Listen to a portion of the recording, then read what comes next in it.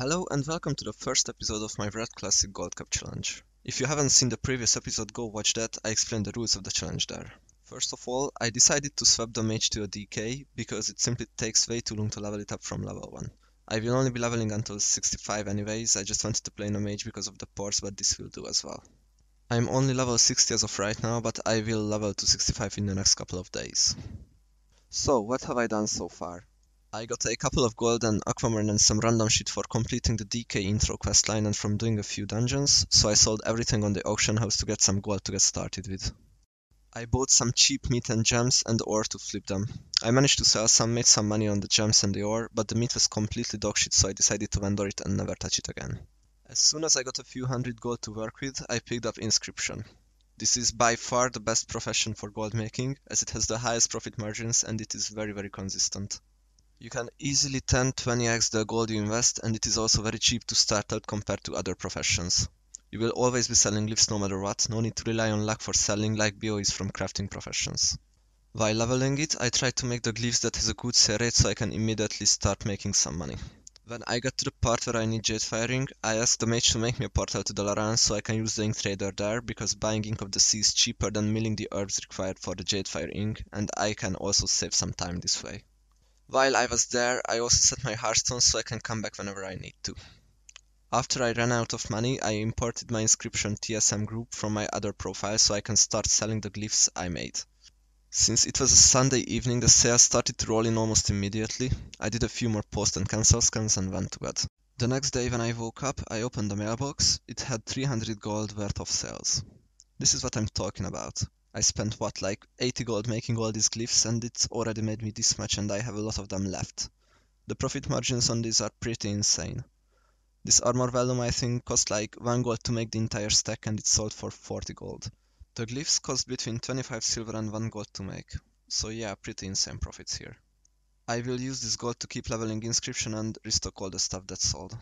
It is pretty important to craft as many different glyphs as you possibly can so you get constant sales. If I only made the 5 most profitable or fastest selling ones, I'd be making way less gold.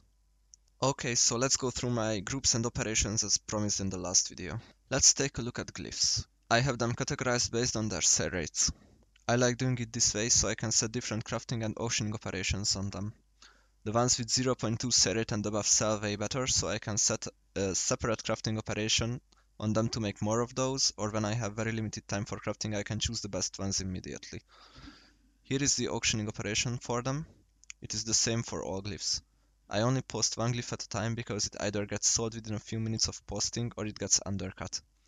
This is why the duration is set to 12 hours as well. If it doesn't sell in 12 hours, it has been undercut by a lot of people, so for example when I go to sleep and I post my stuff, the next morning I save myself an undercut scan by letting them expire if they haven't sold. I always set the undercut amount to 3 copper, so where several people post glyphs at the same time, I don't have to undercut them again, because most likely their operations are set to undercut by only 1 copper. I like to keep the minimum prices simple. In this case it is 100% crafting plus 1 gold. It ensures that I always make at least 1 gold profit per glyph. Lots of people set minimum prices like 120% crafting.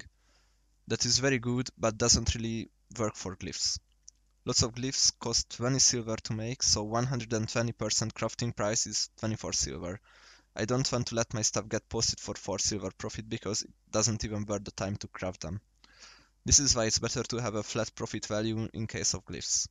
Of course, crafting price is a very good price source, but it's way better for more expensive items.